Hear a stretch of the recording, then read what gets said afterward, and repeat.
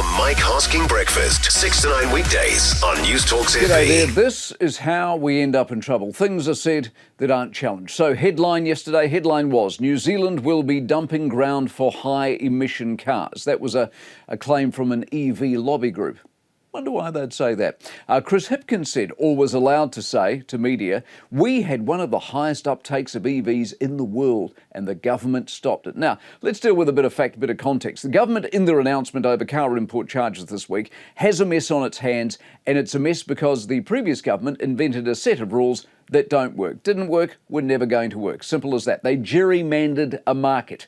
That really is smart economics or indeed politics. Now, Hipkins' reference was to a subsidy, of course, the subsidy scheme to buy EVs. The taxpayer gave thousands of dollars to middle-class Tesla buyers. Now, it was one of the highest uptakes in the world, was it? I don't know, but it certainly helped sales. I mean, discounted stuff, if you think about it, discounted stuff paid for by other people tends to help sales. I reckon if the government offered to reno your bathroom renos would go through the roof. What do you reckon? As for a dumping ground, how about less snobbery around that, eh? More acceptance that New Zealanders are allowed to buy the sort of car they want. A lot of people don't actually have $50,000 to $80,000, or even if you go Chinese, $30,000 for an EV. Or even if they do, a lot of people simply don't want an EV. Some people like something like a hybrid.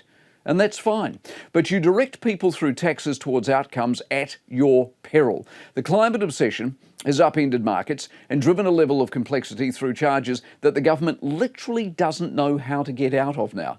They've got importers bringing cars in they can't sell. Now, what on earth is the point of that? People will buy what people will buy. This isn't China, where you're told what to do, and when you're cajoled allegedly through tax and fees, look what happens. Now, the biggest irony is supply. Supply is an issue. The importers can't get the stock they need. Why not? Well, one, we drive on the opposite side of the road to a lot of countries around the world, but two, manufacturers are pulling back on production of cars like EVs, the government scheme, the very government scheme that wants you to import these cars. Now, why are they pulling back on production? Because they can't sell them.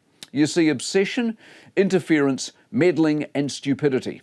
It will trip you up every time. The Mike Hosking Breakfast, 6 to 9 weekdays on News Talks FB.